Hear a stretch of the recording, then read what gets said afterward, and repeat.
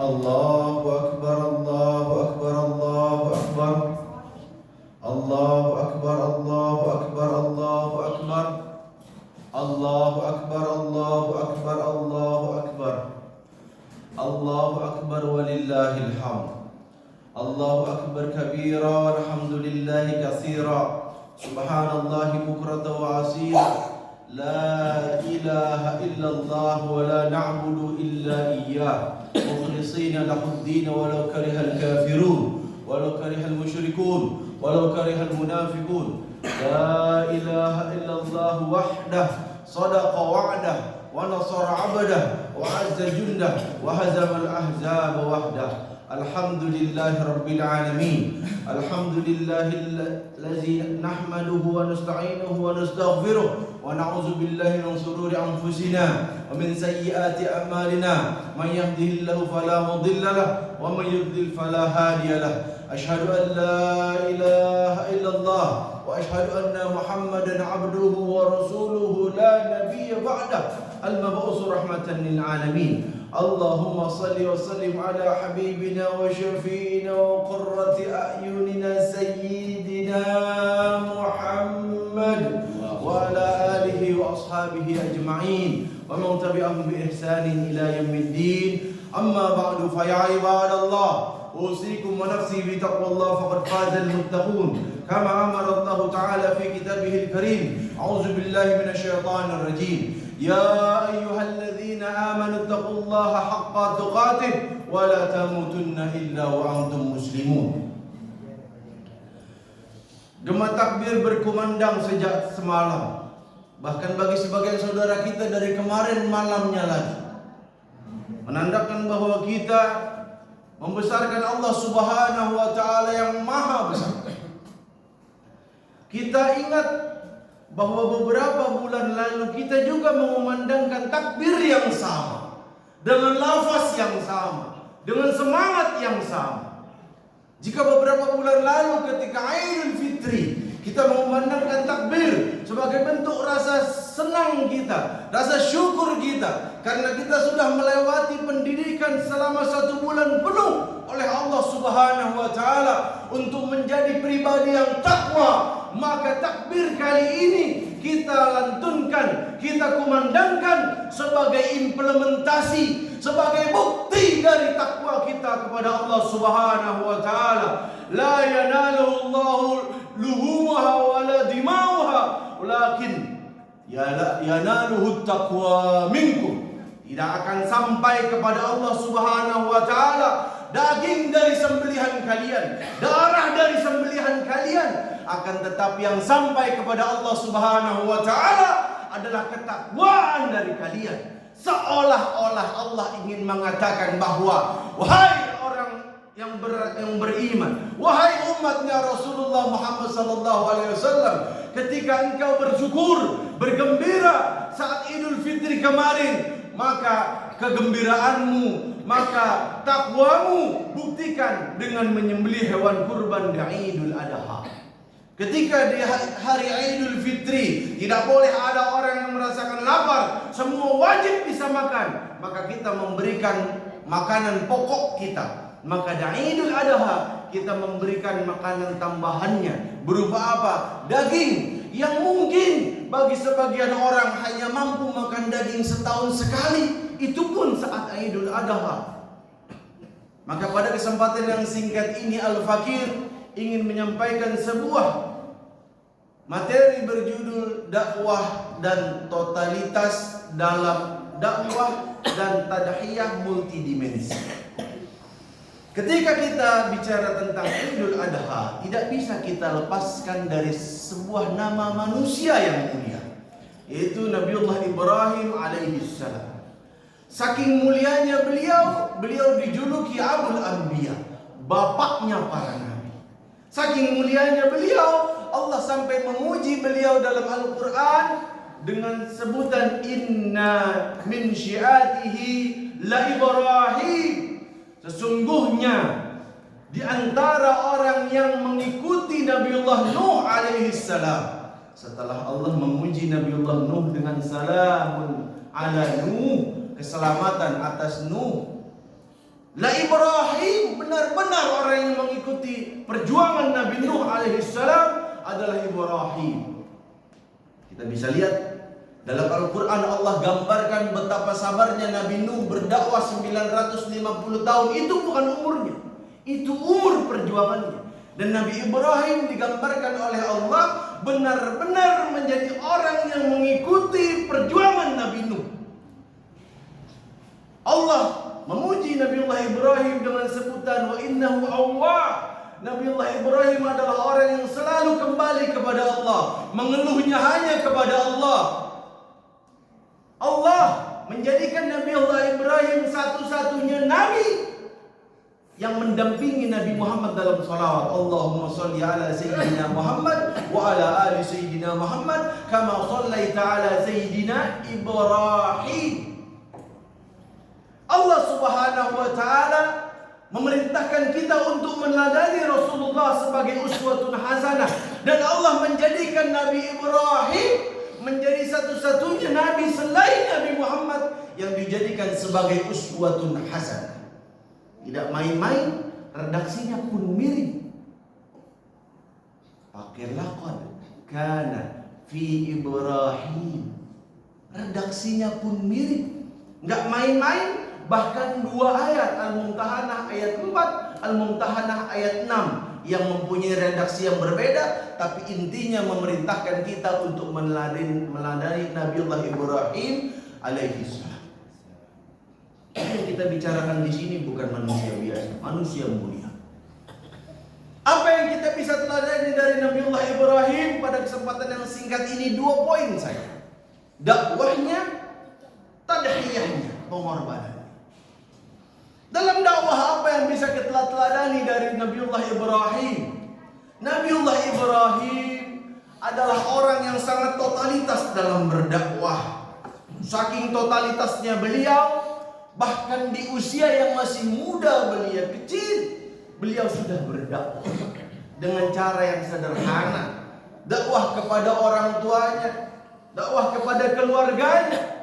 Allah Subhanahu wa ta'ala menggambarkan dakwah Nabiullah Ibrahim di keluarganya dalam surah Al-An'am ayat 74. A'udzubillahi minasyaitonir rajim. Wa idh qala Ibrahim li abihi azar atattakhidhu asanaman aliha inni araka wa qaumaka fi dhalalin mubin. Wa idh, dan ingatlah tatkala. Para ulama ahli tafsir mengatakan setiap ayat yang dimulai dengan "id" mengandung makna bahwa Allah ingin kita mengingat-ingat selalu kejadian itu, karena itu akan terjadi di masa yang akan datang dengan tokoh yang berbeda, di waktu yang berbeda, dengan tempat yang berbeda, dengan perjuangan yang sama. Wa id qala Ibrahim, berkatalah Nabiullah Ibrahim, dakwah beliau di keluarga beliau. Liabihi, kepada bapaknya. Sampai di sini saya ingin sedikit menggarisbawahi, para ulama berbeda pendapat. Apakah yang dimaksud bapak ini bapak kandung, atau yang dimaksud bapak di sini adalah paman? Kalau kita bisa simpulkan, para ulama terbagi menjadi 3 pendapat. Yang pertama mengatakan bahwa bapak di sini bukan bapak kandung tapi paman. Ini adalah pendapat Al-Imam Ibnu Katsir rahimahullah dalam kitab Al-Bidayah wan Nihayah dan tafsir Al-Qur'anul Azim. Sebagaimana kalau dalam kultur saya, masyarakat Minangkabau, saya dari Sumatera Barat, ada ungkapan anak digendong, kemanakan dipangku. Bagi orang Minang, anak dan ponakan itu sama-sama tanggung jawab. Jadi paman menyayangi ponakan sama seperti paman menyayangi anak. Makanya di Minang sering paman kadang-kadang bantuin urusan ponakannya dan seterusnya. Nah, ini menurut pendapat Ibnu Katsir. Yang kedua, ada ulama yang mengatakan bahwa bapak di sini bapak kandung. Yang ketiga, ada ulama yang mengatakan bahwa azan dan taruh atau tarikh itu orang yang sama. Azar nama di keluarganya, taruh nama di keluarganya, azar nama yang diberikan oleh masyarakat. Ya. Atattakhizun li abi azar. Atattakhidhu, apakah engkau akan mengambil asnaman berhala-berhala ini? Asnam berhala. Asnam berhala-berhala. Apakah engkau akan mengambil berhala-berhala ini? Alihah, sebagai Tuhan-Tuhan? Ini adalah pertanyaan yang menunjukkan pengingkaran. Bagaimana mungkin engkau manusia berakal, kau ciptakan berhala dengan tanganmu, lalu kau sembah dia? Nabi Ibrahim ingin mengajak keluarganya untuk berpikir menggunakan akalnya. Bagaimana mungkin kita yang diciptakan Allah fi ahsani taqwim, bahkan malaikat disuruh sujud untuk hormat kepada nenek moyang kita, kita ternyata malah menghinakan diri kita untuk menyembah sesuatu yang kita ciptakan dengan tangan kita sendiri. Alangkah bodohnya perbuatan itu. Inni araka, sesungguhnya aku melihatmu wahai ayahku, wa qaumaka, dan kaum-kaummu yang menyembah berhala bersamamu, fi dhalalim mubin, berada dalam kesesatan yang nyata. Ini adalah ungkapan sedih dari seorang anak kepada bapaknya. Ini adalah ungkapan sedih dari seorang anggota keluarga kepada keluarganya, bukan penghinaan. Ini adalah ungkapan sedih. Kenapa pamanku, kenapa bapakku, kenapa kaumku dalam kesesatan yang nyata. Ini adalah ungkapan sedih. Apakah Nabiullah Ibrahim hanya berdakwah di keluarganya? Nabiullah Ibrahim juga berdakwah di masyarakat. Bukan sekedar masyarakat, beragam jenis masyarakat didatangi oleh Nabiullah Ibrahim, didakwahi mereka, diajak untuk menyembah hanya kepada Allah, diajak untuk taat kepada Rasulnya. Itulah yang dilakukan oleh Nabiullah Ibrahim. Maka kalau ada dai zaman sekarang dakwahnya milih-milih, jalan siapa yang diikuti? Jalan Rasulullah, jalan Nabiullah Ibrahim, jalan Nabiullah Nuh, jalan semua para nabi dan rasul. Mereka sampaikan ayat Allah kepada siapapun manusia. Kayakah ia, miskinkah ia, kulit putihkah ia, kulit hitam merahkah ia, kulit apapun ia, latar belakang apapun, selama dia manusia, wajib kita sampaikan kebenaran Allah, ayat-ayat Allah kepada mereka. Maka sangat aneh kalau ada dai dakwahnya milih-milih. Kalau musola kecil maka gak usah, amplopnya dikit, mending musola gede. Nauzubillah summa nauzubillah. Apa yang dicari? Kalau nyari duit sekalian dagang, gak usah dakwah. Apalagi kalau sampai ngebatalin jadwal cuma gara-gara dapat yang lebih kakap. Nauzubillah summa nauzubillah. Kejadian nyata. Teman saya disuruh ngebadalin salah seorang ustadz. Ditanya, kenapa Ustaz? Saya dapat yang kakap. Ditinggalin lah. Apa yang terjadi? Ketika temennya ngebadalin, justru qadarullah, ada pengusaha kaya yang nazar kalau proyeknya tembus mau ngasih ke khotib yang lebih gede. Bener. Temennya pulang, lu dapat berapa? Paling gope kan? Lu dapat berapa? 2 juta kan kakap. Teman saya bilang, saya dapat 5 juta. Kaget. Kok bisa? Ya nggak tahu, orang mau dikasih, emang mau minta. Dakwah Nabiullah Ibrahim nggak ngurusin harta. Dakwah Nabiullah Ibrahim cuma nyampein ke orang. Kalau dakwah urusannya udah harta, lidah keluh. Nggak berani kita nasihatin orang. Aduh, ntar kalau mau nasihatin kagak dapat duit lagi. Bukan dakwah Nabiullah Ibrahim, bukan dakwah Rasulullah. Dakwahnya Rasulullah dan seluruh nabi dan rasul adalah dakwah yang hanya mengajak manusia kepada Allah. Nggak peduli mereka mau suka atau enggak, yang penting dakwahnya benar, caranya benar. Bagaimana lagi dakwah Nabiullah Ibrahim? Dalam surah Al-An'am digambarkan cerita tentang dakwah Nabiullah Ibrahim kepada penyembah bintang, bulan, dan matahari. Inilah ayat yang sering disalahpahami orang. Disangkanya Nabi Ibrahim pernah nyembah bintang, bulan, matahari. Nauzubillah min zalik. Keyakinan kita ahlu sunnah wal jamaah, mayoritas umat Islam di Indonesia ahlu sunnah wal jamaah. Syiah, Khawarij, Mu'tazilah itu minoritas.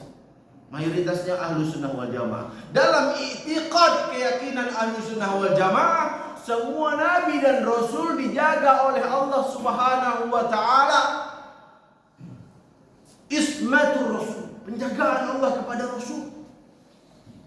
Bahkan Nabiullah Muhammad SAW ketika mau ke pasar malam, beda pasar malam di Indonesia sama di sono zaman Nabi, beda. Kalau di Indonesia pasar malamnya sedikit kemungkarannya, kalaupun ada, bahkan sebagian besar kan. Nah kalau di pasar malam sono ada zinanya, ada maboknya, ada judinya, ada khomernya, pasar malam. Ya walaupun ada juga yang nggak haram. Tapi Nabi ketika mau main, Nabi yang masih kecil pengen main ke pasar malam bareng teman-temannya, dibikin tidur sama Allah, nggak jadi itu ke pasar malam. Sedangkan cuma urusan ke pasar malam aja dijaga sama Allah, apalagi murtad, nauzubillah, nyembah matahari, bulan. Jangan ada lagi yang punya keyakinan kayak begitu. Tapi kan dijelasin dalam kitab tafsir, tidak semua ulama mengutip satu pendapat dalam kitab tafsir itu yang diyakini, bukan begitu konsepnya. Kayak Imam Ibnu Katsir, Imam Al-Qurtubi, Imam At-Tabari, beliau mengutip pendapat. Lihat apa yang dirojihkan oleh beliau.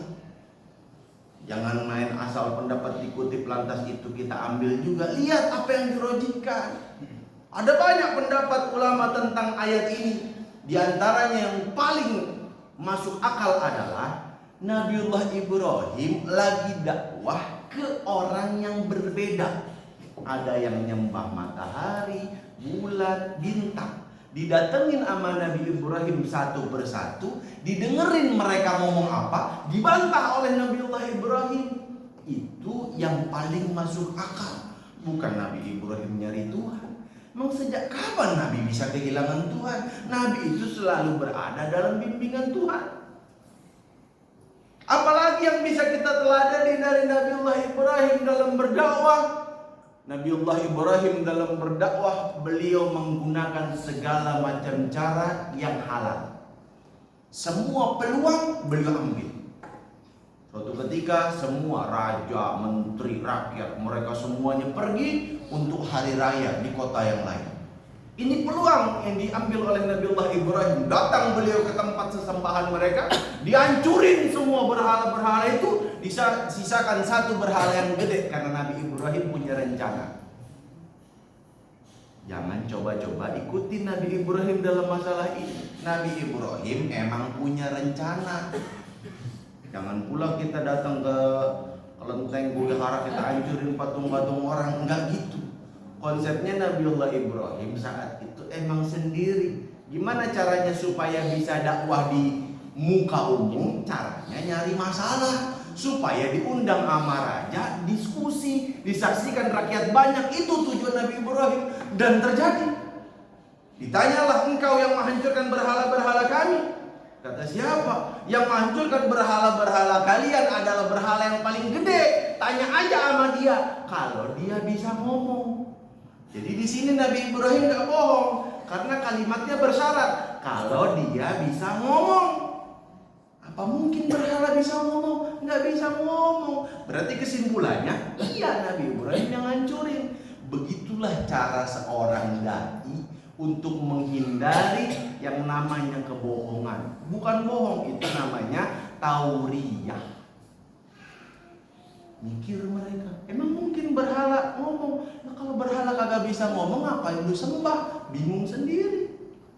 Dan kebiasaan penguasa yang zalim, ketika disampaikan kebenaran tidak sesuai dengan hawa nafsunya, dipersekusi. Itulah yang dialami oleh para nabi dan rasul dan semua yang mengikuti jalan mereka. Jadi kalau ada ulama kita dipersekusi tiba-tiba begini begitu, udah biasa dari zaman Nabi Nuh. Poin kedua yang kita bisa ambil dari Nabiullah Nuh alaihi salam adalah keteladanan beliau dalam urusan pengorbanan. Kagak main-main dakwah Nabi Nuh. Nggak main-main berkorbannya beliau itu. Bukan sekedar harta, bukan sekedar nyawa, lebih dari harta, lebih dari nyawa. Apa itu? Anak kesayangan yang ditunggu puluhan tahun.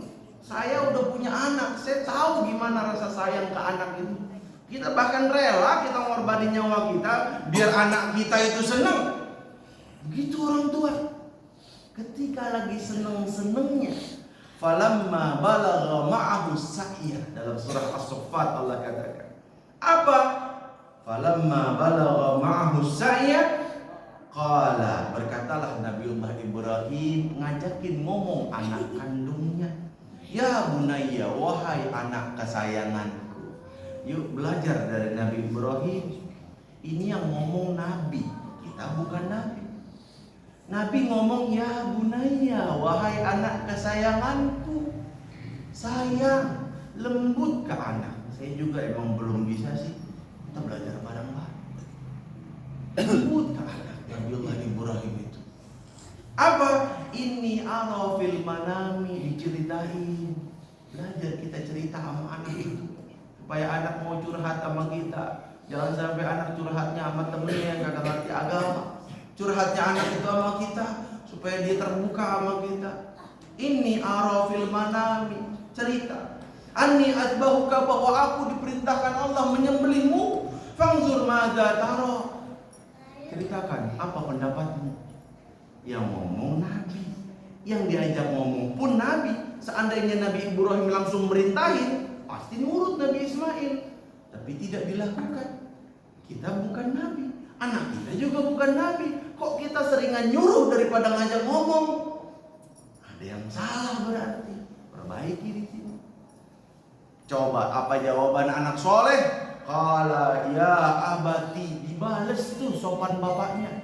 Wahai ayah kesayanganku, if'al ma tu'mar, lakukanlah apa yang diperintahkan Allah kepadamu. Satajiduni insyaallah minas sabirin, kalau engkau akan mendapatiku termasuk di antara orang yang sabar. Sopannya kita sama anak, lembutnya kita sama anak, dibalas Allah dengan lembutnya anak sama kita. Mudah-mudahan orang tua kita sebagai orang tua dijadikan sebagai orang tua yang bisa jadi teladan bagi anak-anak kita. Anak-anak kita menjadi nyaman ngomong sama. Bayangin, anak sendiri diperintahin disembelih. Apa pengorbanan yang lebih besar dari itu? Gak ada. Orang rela korupsi. Kalau ditanya kenapa korupsi, bukan karena mereka miskin, tapi karena pengen nurutin mau anak. Tanya sama koruptor-koruptor di sana. Rela mereka sampai ngerjain yang dosa cuma gara-gara anak. Saking apa cintanya kepada anak. Jadi kalau kita bicara masalah pengorbanan, apa yang diminta oleh Allah Subhanahu wa taala kasih. Apa yang paling utama di hari Idul Adha ini? Gak ada hari ini, besok. Gak ada besoknya lagi. Pokoknya selama hari tasyrik sambelin. Gak punya duit, minjam dulu, gak apa-apa. Tapi itu kan maksain diri. Enggak maksain. Kalau misalnya bulan depan kita yakin ada rezeki buat ganti, gak masalah. Belum mampu, ya udah minimal kita kasih masak lah, kita potong ayam, kita masak buat orang yang nyembelih. Mudah-mudahan dengan sedekah kita itu tahun depan Allah kasih kita mampu buat kurban. Gak main-main. Barang siapa yang mampu berkurban tapi gak berkurban, la taqarrabana sholat, jangan dekati musola kami, jangan dekati tempat sholat kami.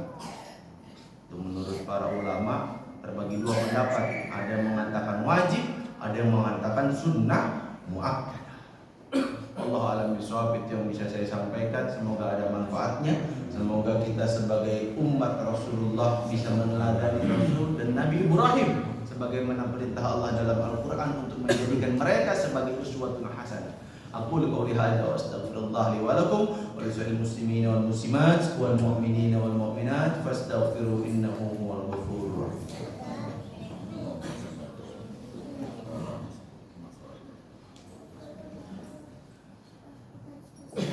Allahu akbar. akbar, Allahu akbar, Allahu akbar. Allahu akbar, Allahu akbar, Allahu akbar, Allahu akbar. Allahu akbar walillahil hamd. Allahu akbar kabira walhamdulillahi katsira subhanallahi bukratan wa asila. La ilaha illallah wahdah sadaqa wa'dah wa nasara 'abdah wa 'azza jundah wa hazamal ahzaba wahdah. La ilaha illallah wa la na'budu illa iyyah mukhlishina lahud-din walau karihal kafirun walau karihal musyrikun walau karihal munafiqun.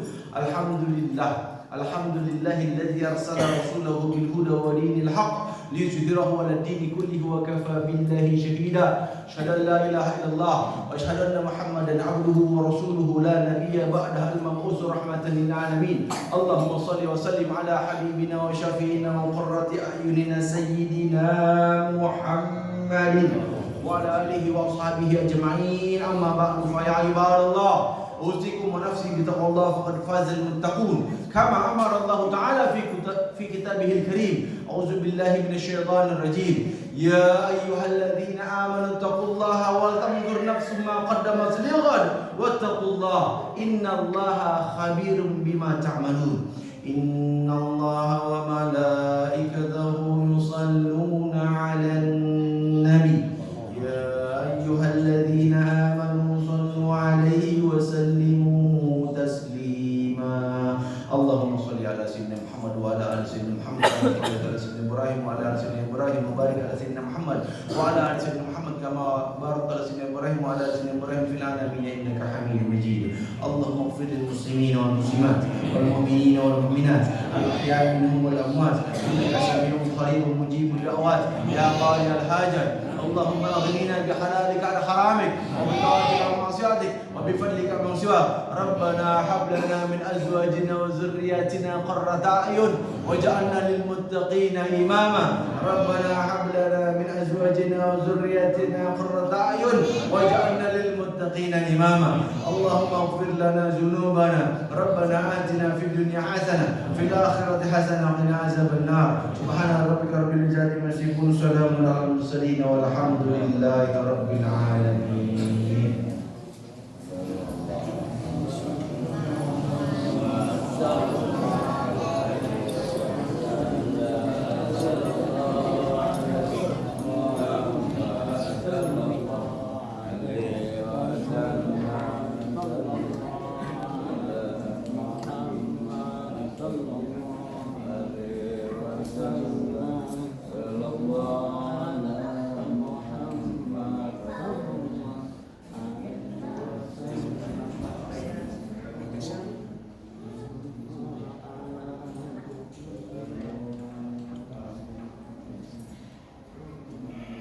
Besok jam 7. Sekarang kita di musola. Nanti nggak kasih